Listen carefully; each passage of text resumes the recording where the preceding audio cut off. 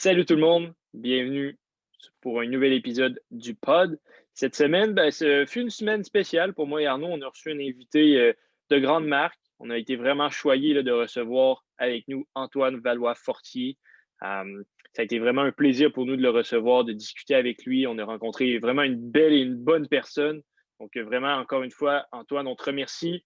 Te su rendre la discussion vraiment facile. Ça a été un plaisir pour nous de te recevoir. Un gros merci. Voilà. Yes, c'est ça. Comme Emile l'a dit, Antoine était super, super généreux de son temps. Il nous a raconté des belles anecdotes là, sur sa carrière de judo, autant depuis qu'il est tout jeune jusqu'aux Olympiques. Il y a des super bonnes anecdotes, donc bonne écoute. Écoutez ça, il ne faut vraiment pas manquer cet épisode-là. Là. C'est un des très, très bons. Bonne écoute à tous. Salut Arnaud, comment ça va? Salut Emile, ça va super bien. Content d'être là avec toi, avec notre invité d'aujourd'hui. Toi, ça va bien? Oui, ça va super bien. Là. Je suis vraiment heureux et vraiment honoré de pouvoir recevoir notre invité du jour. C'est pas compliqué. 3 fois médaillé au championnat du monde, 3 fois médaillé d'or aux Jeux panaméricains, une fois médaillé de bronze aux Jeux olympiques de 2012 à Londres. Je pense qu'on s'en souvient tous de ce moment-là. On était tous rivés devant notre écran. Et puis j'en passe parce que c'est un total de 59 médailles que notre invité possède. Un petit gars de chez nous en plus, Antoine Valois-Fortier. Comment ça va, Antoine? Hey, ça va bien, vous autres? Ça va super bien. Là. Merci. Merci beaucoup d'être présent. On ne s'est pas Euh, trompé, Antoine, dans le palmarès. Là. Non, je pense que vous avez pas mal souligné les gros faits saillants. Là. Good job, vous avez fait vos recherches, ça paraît. yes. Fait que, on va casser la glace tout de suite. Moi et Arnaud, on a une question là, qu'on se pose par rapport à toi. On te suit depuis quand même quelques temps, là, justement depuis les Jeux olympiques en 2012. Puis on se demande pourquoi est-ce que tu as choisi ce sport-là? Pourquoi le judo? Qu'est-ce qui t'a poussé un petit peu à choisir ce sport-là au détriment de peut-être d'autres sports qui, au Québec, sont un petit peu plus populaires que le judo? Là? Je dois être honnête, c'est pas moi qui ai choisi le judo. À l'âge de 4 ans, c'est mes parents qui m'inscrivent au judo. Moi, à 4-5 ans, je suis l'enfant le plus hyperactif au Canada, probablement. Donc, mes parents, cherchent un sport où, discipline, respect, contrôle de soi, c'est des valeurs qui sont super présentes. Donc, les sports de combat, les arts martiaux aussi un peu.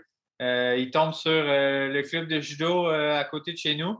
Puis c'est comme ça que je commence. J'y prends plaisir. Puis je peux vivre mon hyperactivité à fond. Il y a des tapis partout, puis il y a des coussins sur les murs. Fait que je peux m'énerver autant que je veux. Puis comme ça, tranquillement, là, de fil en aiguille, j'ai jamais arrêté. Puis aujourd'hui, 26 ans plus tard, j'en fais encore. Donc, Un bon choix de t'avoir inscrit là, finalement, je pense. Hein? Et Mais, ouais, ouais. vas-y. Si Antoine, il y avait, mettons, une chose, parce que nous, on est des joueurs de soccer, mettons, c'est ce qui nous fait être attaché au sport, c'est le sentiment de gang, d'appartenance, que ce soit. Tu sais, là, toi, tu es dans un sport individuel. C'est quoi, si tu avais une chose à dire qui t'a dit, OK, je ne lâcherai pas ce sport-là, je vais continuer? C'est quoi qui t'a motivé, là, peut-être, par rapport à ça? Ben, tu sais, souvent, ouais, on présente le judo comme un sport individuel, mais tu sais, ça se vit beaucoup en équipe, là. Tu sais, faire du judo tout seul, c'est comme, ça devient redondant un petit peu. Fait qu'il y a beaucoup l'effet de gang aussi qui était là pour moi. Je suis tombé sur une belle gang. Moi, j'ai commencé au dojo de Beauport. Il y avait vraiment un beau groupe. Tu sais, le cadre social était super le fun. Puis, j'aimais ça me chamailler. J'étais pas mauvais. Donc, tu sais, tranquillement, j'allais voir mes amis. J'étais pas mauvais à ce sport-là. Donc, tu sais, j'y ai vite pris plaisir. Puis, j'ai jamais arrêté. OK, all right. Non, c'est cool. Puis, par rapport à justement le fait que tes parents t'ont inscrit là, est-ce que, tu sais, ils t'ont inscrit là parce qu'ils sont tombés là-dessus ou est-ce que c'était déjà quelque chose qui était présent chez toi, le judo, tu sais? Je sais pas par rapport à ça. Ben, tu sais, j'ai toujours été un grand sportif. J'ai fait beaucoup de sport. J'ai joué au soccer un petit peu. J'étais très mauvais, donc ça s'est vite arrêté pour moi. Mais tu sais, j'ai vraiment eu l'opportunité de toucher à tout. Puis après ça, ben, j'ai vraiment eu d'excellents parents parce que tu sais, ils m'ont laissé choisir. C'est moi qui faisais le choix de quelle activité j'avais envie de continuer. C'est où que moi je tripais le plus. Mes parents respectaient ça. Donc, ouais, j'ai deux sports, deux, trois sports qui m'ont accroché un petit peu plus. J'ai fait du vélo de montagne avec l'équipe au relais un petit peu.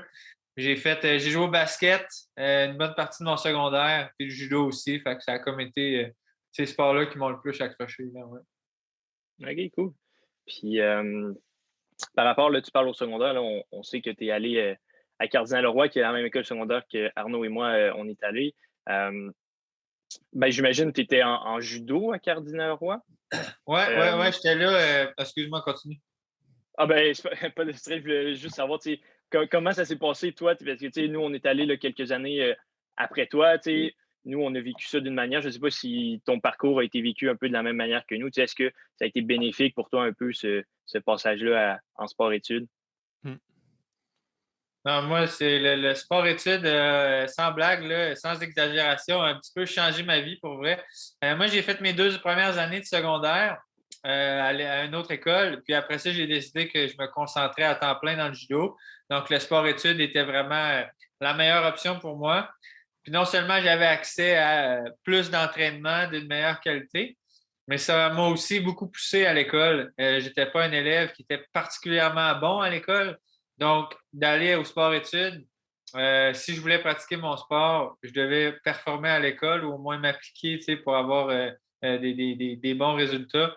Donc, cet apprentissage un petit peu, il y a quelque chose à l'extérieur du sport, il faut que je me fixe des objectifs à l'extérieur du sport. Je pense qu'aujourd'hui, je n'aurais pas poussé mes études aussi loin si ça n'aurait pas été de mon passage à Cardinal-Leroy. Fait oui, ça m'a beaucoup aidé pour le sport, mais je pense que ça m'a beaucoup poussé dans d'autres aspects de ma vie qui je suis très content aujourd'hui d'avoir poussé dans ces aspects-là. OK. Tu sais, à quel moment, tu as commencé jeune, j'imagine que tu n'avais aucun doute que tu allais faire ça là, de ta vie plus tard. Est-ce que c'est vraiment au sport-études quand tu avais, c'est vers quel âge que tu as senti que c'était atteignable peut-être de devenir à un haut niveau? Au sport-études, j'ai commencé à dévouer plus de temps à mon sport, donc je m'améliorais un petit peu plus. Puis là, c'est autour de ces âges-là que je commençais à comme bien performer au niveau national, au niveau canadien. Puis c'est dans ces âges-là, là, je me souviens, j'ai eu des discussions avec mon père que là, OK, si tu veux être dans les meilleurs, il faut que tu t'entoures des meilleurs, il faut que tu sois coaché, puis il faut que tu t'entraînes quotidiennement avec les meilleurs. Donc moi, après le secondaire, je suis parti, je suis venu habiter ici à Montréal. Où le Centre national est ici. Donc, tous les meilleurs au Canada, les meilleurs entraîneurs aussi sont ici. Ça m'a vraiment permis là, de me donner l'élan pour que je puisse aller au Centre national. Puis à partir de ce moment-là, je pense que j'ai commencé à vraiment y croire. OK, ouais, c'est ça. Parce que j'imagine que c'est pas un rêve là, à 6-7 ans que tu te dis hey, je vais aller aux Olympiques en judo ou quoi que ce soit. Fait que non, je trouve ça intéressant de t'entendre. Tu le dis, mais Ouais, tu ne comprends pas ce que ça Ouais. implique. Là. C'est comme ouais, c'est ça. les petits gars, ils veulent jouer dans la Ligue nationale de hockey, Ouais. ils veulent jouer dans les ligues en Europe au soccer. Oui, tu le dis, mais tu ne comprends pas tout ce que ça implique à ce moment-là. Là. Ouais, non, c'est vrai. Tu sais, je pense qu'Arnaud, on est passé là, nous aussi, Ouais, c'est sûr. 7-8 ans à se dire je vais jouer pour l'FC Barcelone dans une dizaine d'années, mais tu sais, ça implique vraiment beaucoup de choses. Ouais. Puis sinon, à part le judo, tu sais, est-ce que tu fais autre chose de ta vie? Est-ce que tu as d'autres passe-temps un peu que le judo? Ou est-ce que c'est juste le judo all day, every day? J'ai bien évidemment mis beaucoup de temps dans mon judo, dans mon sport au cours des, je dirais, 10-12 dernières années. J'ai jamais arrêté d'étudier, par contre. J'ai toujours eu OK. des études en parallèle. J'ai fait un bac en kinésiologie. J'ai fait ils appellent ça un micro-programme de 2e cycle. là. C'est comme une demi-maîtrise en OK. gestion du sport. Là, je suis des cours de formation d'entraîneur national. Donc, tu sais, j'ai toujours eu quelque chose à côté pour me donner des objectifs à l'extérieur du sport. Mais sinon, gros fan de bouffe, moi, essayer des nouveaux restos là, le plus souvent que je peux. Ouais, c'est pas mal ouais, ce qui me tient occupé à l'extérieur du judo. Ah, non, c'est le fun à savoir. Puis tu parlais un peu que tu fais des formations d'entraîneur. Est-ce que une fois que ta carrière de judoka, de joueur de judo, je pourrais dire, là, va être terminée, est-ce que l'entraînement, entraîner des plus jeunes, c'est pour ça là, que tu prends cette formation-là, j'imagine? Ouais, moi, le sport, ça me passionne énormément. Le sport du judo encore plus. Donc, j'ai déjà mis au clair là, que j'avais de très grands intérêts pour faire partie de l'équipe de Judo Canada. Donc, OK. c'est mon objectif principal, là, c'est devenir, que ce soit sur le plan sportif ou administratif, là, j'aimerais beaucoup faire partie de la Fédé. Ouais. Excellent. C'est Ouais, le fun à exact. savoir. Vas-y, Arnaud. Yes. Ben moi, tu sais, c'est ça que je voulais savoir. Euh, Ça a été, là, je pense qu'on le sait tous, là, l'année 2020, tu as eu le report des Jeux olympiques, quoi que ce soit. Tu sais, comment toi, tu l'as vécu? Tu sais, il y a eu beaucoup d'instabilité. On se disait, est-ce qu'il va en avoir? Est-ce qu'il ne va pas en avoir? Puis finalement, quand ça a été annulé, comment Antoine Valafortier, tu as reçu ça en tant qu'athlète là, qui se préparait, j'imagine, comme un fou là, pour août 2020, puis là, finalement, c'est reporté un an. Comment tu l'as reçu? Ben, tu sais, la réaction initiale, moi, je suis vraiment dans les plus vieux de l'équipe. J'ai 30 ans, très bientôt 31. Tu sais, la saison dernière, j'avais une super saison. J'étais en excellente santé. Moi, je les voulais à l'été 2020, les Jeux. Je me sentais vraiment prêt. Fait que le report, initialement, je l'ai mal pris un petit peu, beaucoup de frustration.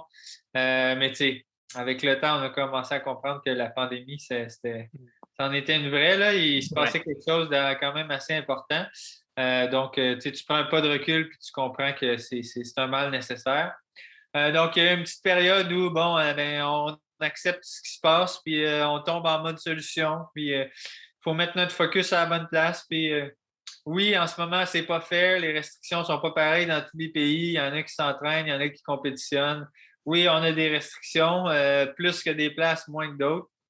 Mais l'important, c'est qu'est-ce que je peux faire aujourd'hui pour être prêt cet été? Qu'est-ce que moi je contrôle? Sur quoi je dois mettre mon focus pour arriver la meilleure version d'Antoine pour qu'il performe aux Jeux olympiques. Donc, dans cette optique-là, je pense que tu retrouves un peu le moral, tu te fixes des objectifs, puis tu te concentres. Tu y vas sur le court terme. Là, quand tu te mets à regarder trop loin, je pense qu'on a vite appris que c'est très imprévisible, surtout en ce moment. Là, donc, voilà, ouais.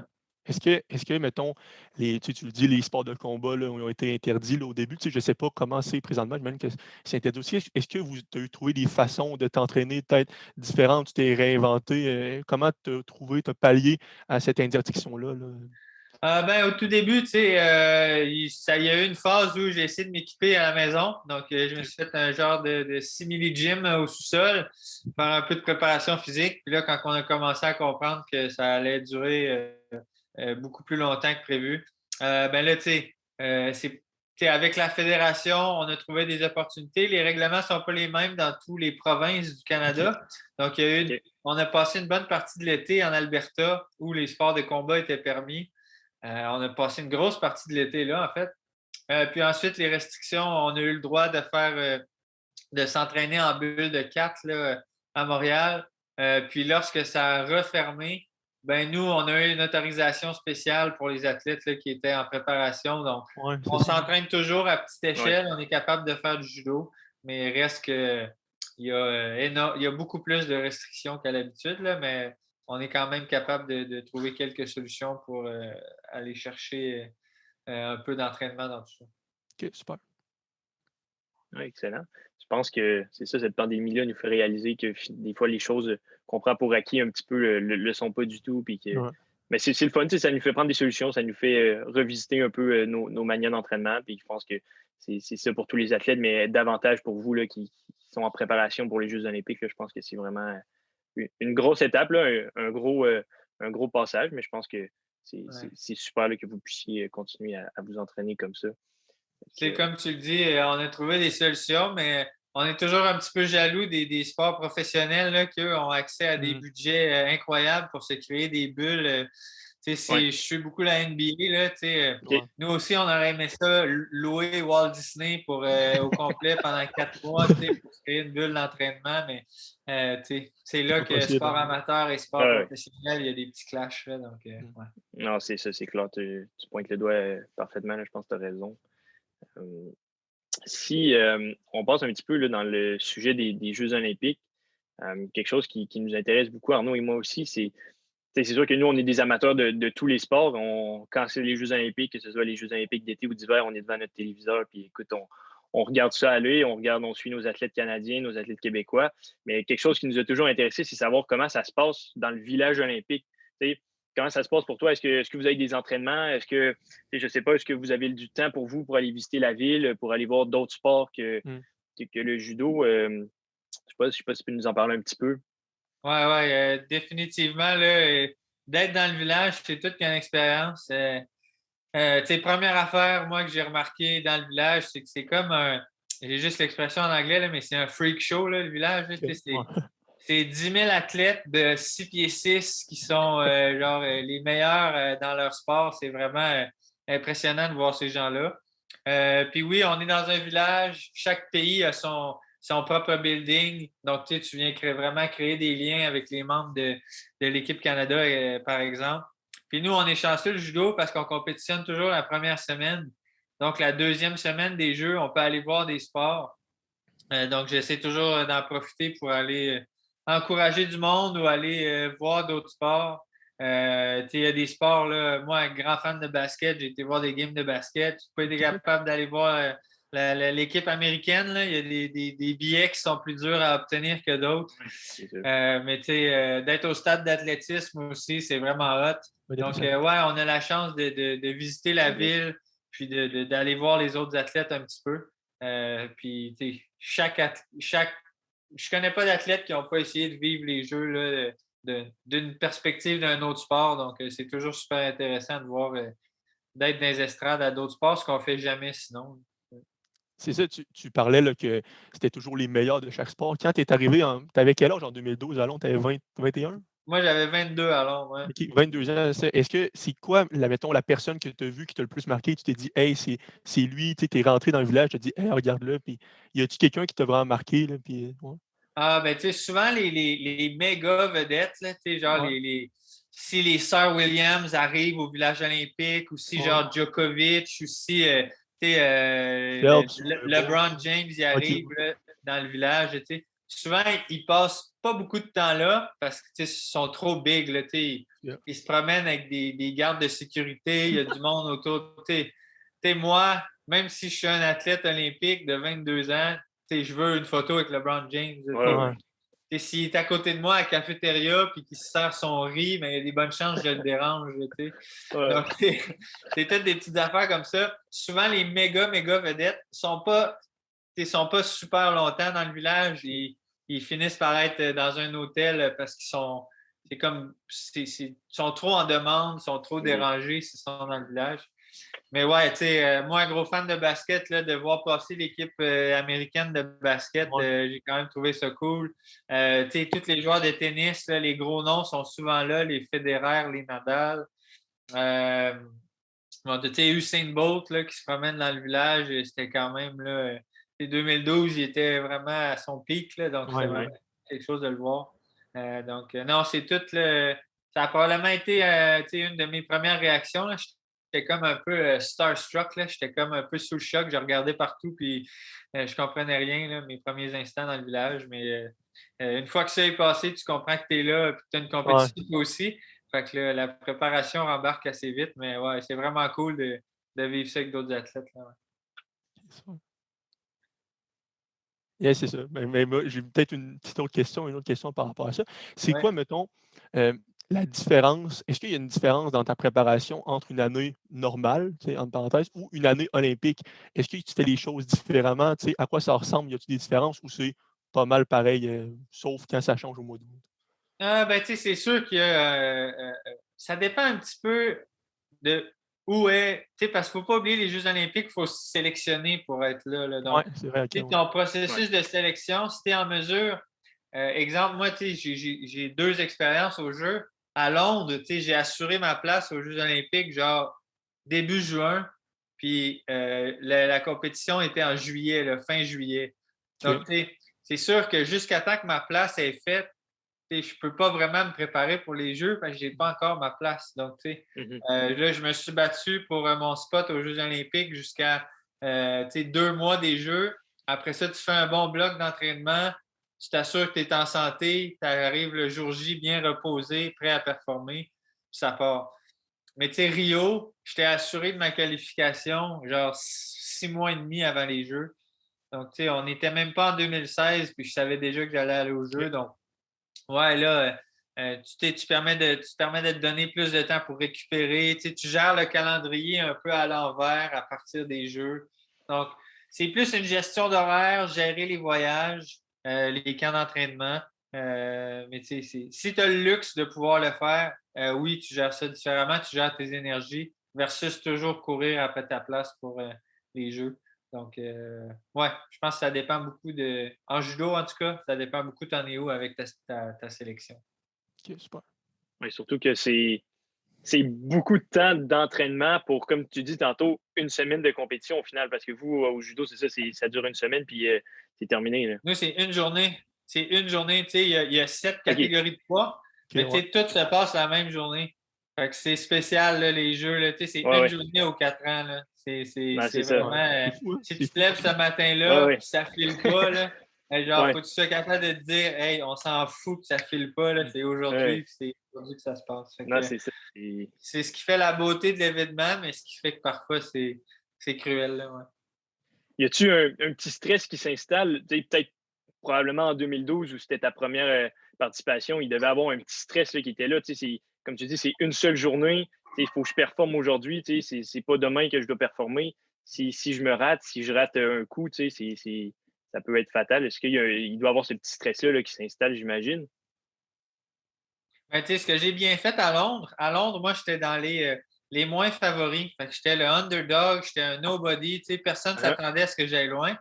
Fait que ce que j'ai bien fait, je pense, c'est que je me suis dit, hey, moi, j'ai rien à perdre. OK? Tout le monde s'attend à ce que je fasse genre tu sais, peut-être une victoire ou tu sais, même pas. Donc, moi, j'ai rien à perdre. Je veux finir l'expérience avec aucun regret. Tu sais, je veux être capable de me dire, hey, c'est pas le stress qui m'a empêché de performer.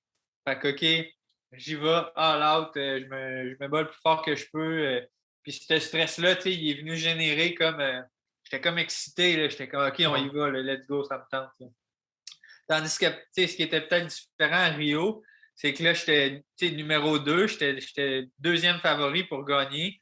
Là, là j'étais peut-être plus dans, hey, là, j'ai de la ouais. pression, hey, là, il ne faut pas que je me plante, c'est ma journée. Hey, ça fait 4 ans qu'on prépare ça, puis là, aujourd'hui, je suis d'un favori. Puis...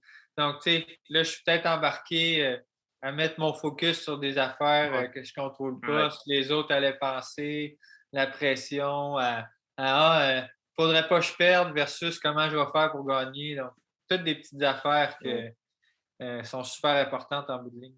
Ouais, c'est vraiment intéressant ce que tu dis. Tu sais, je pense que cette pression-là, mais c'est surtout de la pression extérieure. Tu sais, c'est pas nécessairement nous en tant qu'athlète, toi en tant qu'athlète qui te dit tu sais, si je dois me mettre de la pression parce que je suis numéro 2 que je suis supposé terminer dans les meilleurs, je pense que c'est une pression extérieure qui, oui, on essaie de la contrôler, mais parfois elle est incontrôlable, surtout dans un événement comme les Jeux Olympiques. J'imagine pas là, avec tout le monde qui doit avoir dans les estrades, toute la présence médiatique qu'il y a aussi autour de l'événement. Je pense que ça doit être une pression qu'Arnaud et moi, on ne doit jamais avoir vécu. Fait que ça doit être quelque chose de big. Là. Ah, c'est stressant, mais c'est un beau trip. Tu sais, après Ah ça, ouais. tu sors de là, puis tu sais, j'ai beaucoup appris. Puis je pense que tu sais, si Rio m'a appris une chose, c'est que tu sais, en bout de ligne, là, Rio, ça s'est pas passé comme j'aurais voulu. Puis, tu sais, ça me permet de me dire un peu, hey, c'est juste du judo, là, tu sais, en bout de ligne, il n'y a Ouais. personne de mort, le soleil se Ouais. lève le lendemain matin. Fait que pourquoi est-ce que je me suis fait autant de mal à stresser? Fait que, tu sais, pour la suite des Ouais. choses, ça a permis de me calmer et de mettre les choses en perspective un peu. Moi, juste, je voulais savoir, tu sais, tu es arrivé à Londres, tu as dit que tu avais 22 ans. Tu sais, là, tu gagnes la médaille de bronze, ça va être un trip, comme tu l'as dit, un trip de malade. Ça t'a pris combien de temps avant de, tu sais, la poussière retombe, puis tu retombes sur terre, puis tu dis là, il faut recommencer à travailler, j'ai des compétitions qui s'en viennent. Tu sais, y a-tu été long, le high de je suis là, je suis le troisième meilleur? Là? Je pense qu'il a été. Mais tu sais, il a été subtil. Là. La majeure partie a disparu. Tu sais, je pense que entre l'été et Noël, j'en ai profité le plus possible. J'ai essayé de partager cette médaille-là, de faire grandir mon sport au pays aussi. Puis après Noël, là, j'ai vraiment repris comme l'entraînement plus sérieux. Puis, tu sais, j'étais capable de performer puis tout ça. Mais quand venait un moment, tu sais, souvent, nous, à l'été, on a les championnats du monde. Ouais. Puis l'année d'après, le championnat du monde 2013, j'ai vraiment pas été très bon. C'est comme là que je me suis dit, comme, hey, tu sais, j'ai pas encore retrouvé euh, le bon buzz ou Ouais. le bon état d'esprit. Donc, par la suite, je me souviens, après ces championnats du monde-là, là, j'ai fait une bonne analyse de ce que je devais faire, quel genre de mindset je voulais avoir pour repartir vers les prochaines compétitions avec un meilleur état d'esprit. Donc, de manière subtile, je pense que ça a été là pendant presque un an, je dirais. Ouais. C'est ça, ça arrive souvent dans des sports d'équipe, une équipe qui est championne, puis là, l'année d'après, Ouais. ça commence la saison super lentement, puis ça prend un petit temps à partir. Fait que je pense que c'est normal, mais c'est sûr que je pense que c'est en même temps, c'est normal de chaque personne le vit comme ça, là, comme veut pas. C'est quelque Puis, chose. d'autant plus qu'en judo, je crois que tu étais le premier Canadien à le remporter là, depuis 2020. Depuis 2020. Depuis 2000, 2000. excuse. Ouais. Depuis 2000. Puis je pense en plus c'est ton entraîneur à ce moment-là qui avait gagné la Ouais. dernière. Fait que j'imagine que ça rend les choses encore plus spéciales. Là. Ouais. De faire ça avec Nico. Puis, tu sais, Nico a tellement eu. Tu sais, moi puis Nico, on a une carrière étrangement similaire. Là, ça en est Ouais. presque inquiétant. Là, dans le sens que Nico arrive à ses premiers jeux, super performance, prend tout le monde. Les deuxièmes jeux, il est très attendu, performe un petit peu moins bien. Puis là, tu sais, lui, il a fait 4 Jeux olympiques, là, donc il a encore un parcours encore plus impressionnant. Mais tu sais, d'avoir Nico qui me conseille et qui a passé par les mêmes chemins que moi, ça a vraiment été un gros avantage. Ah oui, c'est clair. Puis si on exclut cette édition-là des Jeux olympiques de 2012 où tu as remporté la médaille de bronze, est-ce qu'il y a un moment dans ta carrière, un moment marquant là, dans toute ta carrière que tu es vraiment fier et que c'est un de tes meilleurs moments? Là? Je pense qu'un des moments qui me rend vraiment le plus fier, là, après les Jeux de Rio, j'ai été un bon 2 ans. J'ai eu 2 grosses opérations. J'ai été beaucoup blessé.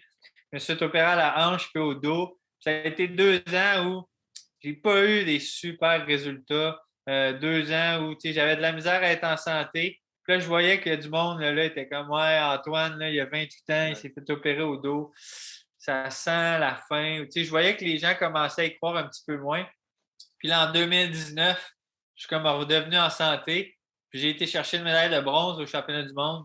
Puis cette médaille-là, elle m'a fait beaucoup de bien entre les 2 oreilles. Puis j'étais comme extrêmement fier d'avoir prouvé que malgré mes 29 ans et tous mes bobos, ben, j'étais encore capable de performer là, à un haut niveau. Donc, ouais, d'avoir traversé ces 2 années-là, de ne pas avoir lâché et d'être revenu pour gagner une médaille à la plus grosse compétition après les Jeux olympiques. J'étais vraiment content.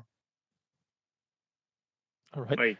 Oui, Moi, vas-y. tu peux Emile, vas-y. Non, vas-y. OK, c'est ça. Ben moi, je voulais peut-être faire un retour. Là. Tantôt, tu as dit que ton entraîneur, c'était un peu. J'imagine que c'était ton modèle aussi là, quand tu Ouais, beaucoup, ouais. Est-ce qu'au début, quand il a commencé à t'entraîner, je ne sais pas, il t'a pris sous sa charge à quel âge? Est-ce que tu avais un peu un sentiment, là, tu le regardais comme en haut, puis ça te stressait, ou zéro, vous avez une relation qui était super bonne depuis le début? Ben, c'est ça, je pense que c'est moi, je le regardais de haut, je le trouvais donc incroyable, je me trouvais donc privilégié à 17-18 ans d'arriver à Montréal puis de travailler avec Nico. Mais c'est ce qui fait une des forces à Nico, là, il est très terre à terre. Il a rendu la relation très relaxe. Aujourd'hui, Nico, c'est mon ami, là, donc Okay, ouais.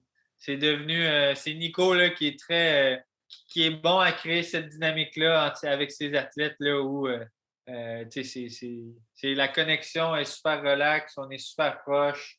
Ouais, à ce niveau-là, c'est lui qui a facilité ça. Là. Moi, j'étais tout simplement content de pouvoir bénéficier de ses conseils. Là. OK, ouais, c'est bon. C'est ça, ça doit être un petit peu intimidant au début. Puis, tu sais, c'est ça, je me disais, tu sais, la relation que, mettons, Émile et moi, on peut avoir avec notre entraîneur dans un sport d'équipe est différente. Puis, c'est super cool, tu sais, que tu soyez capable, là, dans un sport individuel, que ce soit au judo ou n'importe quel sport de combat. J'imagine, ça va être super important que tu sens que l'entraîneur a confiance en toi, quoi que ce soit. Là. Non, absolument. Là, c'est déjà, les sports de combat, ben, tous les sports, ça joue Ouais, beaucoup entre les 2 oreilles. ouais. Donc, de se créer une confiance, de rentrer dans une game ou avant un combat, puis de se dire que je suis bon, je suis capable, là, c'est déjà difficile, mais si tu as quelqu'un à côté de toi, que tu y vois le doute dans les yeux à toutes les fois que tu C'est le sûr. regardes, ben, ça rend Ouais. la chose encore plus difficile. Donc, d'avoir Nico qui trouvait les bons mots et qui avait la bonne tape sur l'épaule au bon moment, c'était toujours super. Là. Super. Yes. On est rendu au dernier segment, je crois. Arnaud, avais-tu. J'aurais peut-être une petite dernière Vas-y. question. Là. Tantôt, Antoine, tu parlais là, que c'était après ta médaille d'or, tu as essayé comme de mousser le sport, le judo ici, parce que veux pas, c'est peut-être un sport qui est moins populaire, comme on le disait au début. Est-ce qu'il y a un pays dans lequel vous allez compétitionner, là, qu'il y a vraiment une grosse frénésie là, qui entoure le judo? Je sais pas, là, mais est-ce qu'il y a des pays que tu rentres là-bas puis c'est complètement différent qu'ici? Ouais, beaucoup. Tu sais, l'Europe de l'Est, là, sont très forts avec OK. la lutte, la boxe, le judo. Donc, tu sais, souvent, là, je me fais reconnaître là, dans des OK. villes un peu bizarres en Russie. Donc, tu sais, ça fait toujours bizarre. Puis, tu sais, au Japon, ben là, le Japon, c'est comme la méca du judo. Là. Tu sais, c'est l'équivalent du hockey ici. Puis, je donne toujours l'exemple. Là, moi, mes premiers voyages au Japon, tu sais, sur les machines, genre de Powerade, là, nous, on a Ouais. Sidney Crosby ou LeBron Ouais. James. Là. Mais tu sais, là-bas, il y avait une machine, là, c'était Coca-Cola, puis il y avait un gars de judo dessus. Là, tu sais. OK. Oui. Ça donne un petit peu une idée que Ouais. tu sais, à RDS, le premier segment, ben, il parle du judo probablement. Là, tu sais. À Sport 30. Ouais, donc, tu sais, c'est vraiment un sport qui est en Europe et en Asie, c'est quand même très présent. Puis ça a un petit peu, c'est plus ancré dans la culture là-bas qu'ici, ça c'est OK. clair. Puis, tu sais, dernière petite chose avant qu'on passe c'est de quelle façon tu penses qu'ici, c'est possible de rendre ça je sais pas, plus accessible pour le monde à regarder? Tu sais, si tu du financement, c'est comment selon toi? C'est quoi les atouts qu'on doit aller chercher pour ça? Oh my God, Arnaud, on pourrait faire genre un podcast de 200 épisodes de 50 heures On par te épisode réinvitera. là-dessus. On te réinvitera. Mais non, écoute, c'est tellement des bonnes questions. Mais tu sais, beaucoup de ces sports-là, là, un des gros critères, je pense, là, Ouais, je sais qu'en Europe de l'Est et en Asie, le judo, ça fait partie des programmes académiques, par exemple. OK. Donc, les gens doivent pratiquer des sports au Oui. primaire. Donc, le judo, c'est une option. D'être capable d'inclure ça, je pense que ça peut beaucoup élargir le bassin d'athlètes Ouais. qu'on a, rendre le sport plus populaire. Souvent, si tu es un parent, tu as 3 enfants qui ont du judo, peut-être que tu vas commencer, donc tu sais, où tu vas avoir un intérêt Ouais. pour. Donc, écoute, c'est impossible de répondre en moins d'1 heure à cette question-là, mais c'est ça, il y a plusieurs pistes de solutions, mais OK. c'est des changements qui sont difficiles à faire. Là. L'Amérique du Nord, les ligues professionnelles sont Ouais, dures à ça emmène large. rivaliser Hein, ça emmène avec. Là, large. donc, ouais. OK, super. Fait que, tu sais, c'était ça, là, parce que, tu sais, veux Ouais. pas, comme je disais, j'en parlais tantôt à Émile, avant qu'on commence tout ça. Tu sais, le judo, tu vas en voir à la télévision une fois aux 4 ans, là, sur Radio-Canada ou RDS. Puis, tu sais, je veux dire, Ouais. un gars qui va jouer du hockey, mais il va avoir une opportunité de travailler à RDS, tu sais, après à son après-carrière. Puis, tu sais, toi, je veux dire, tu vas finir, tu vas peut-être te faire proposer, comme je viens de dire, une fois aux 4 ans, d'aller analyser des matchs sur Ouais, Radio-Canada. Mais tu sais, il y a Ouais. tellement une différence là, entre, comme tu dis, amateur professionnel. Puis, ouais. Puis, tu sais, les caméras de RDS sont pas là au tournoi de golf de l'équipe de judo, tu sais, versus le tournoi Ouais. de golf du du Canadien, hein, Canadien. Du Il y a Canadien. des journalistes au pied carré. Donc, Ouais. tu sais, c'est toutes des petites affaires que là, c'est des tu vois réalités pas. Là, différentes. Ouais, exact. Ouais. c'est vraiment dans notre culture. Là. Il faut qu'on aille les regarder jouer au golf. Là, tu sais. C'est bon. Fait qu'Émile, je te laisse y aller Ouais. avec le dernier segment. Là. À moins que tu aies une question là, pour Antoine. Non. J'ai trouvé ça intéressant, là, par contre. Mais non, tout est beau. Dernier segment, on fait ça, là, Arnaud et moi, là, on finit un peu plus chill, je dirais, avec des questions ceci ou cela. Je ne sais pas si tu as déjà joué à ce genre de jeu-là. Euh, Absolument. on te pose deux contraintes, ou ben, pas nécessairement des contraintes, là, peu importe. Deux options, puis tu nous dis là, ce que tu préfères parmi les deux. Fait que la première, c'est la ville de Londres ou la ville de Rio. Qu'est-ce qui était mieux? J'ai un petit penchant pour Londres, là, gros fan de fish and chip, puis non, juste l'ambiance à Londres était vraiment hot, là, ouais. Londres, je pense. Non? Good. Prochain, est-ce que tu préférais faire un combat de judo avec un bras en moins ou un combat de judo avec une jambe en moins? Hey, je pense que je vais y aller avec un bras en moins. Il y a une coupe d'attaque en judo que tu peux faire avec un bras, mais OK. si tu es sur une jambe, là, t'as pas mal, tu fauches une jambe, puis c'est fini. Là, fait que je vais y aller avec un bras, mais pas vu beaucoup de judoka à un bras ou une jambe, mais ouais. Un Yeah. bras. Good, la prochaine.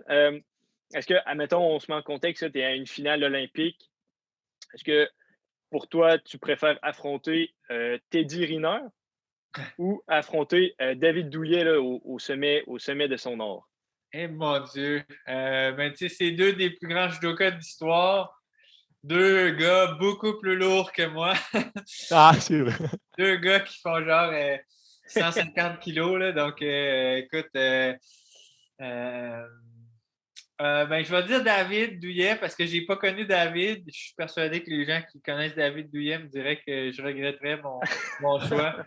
Mais tu sais, moi, j'ai vu Teddy à l'œuvre, puis j'ai eu la chance d'y jaser une couple de fois. Là, c'est vraiment un athlète hors pair que je n'oserais jamais affronter dans un combat.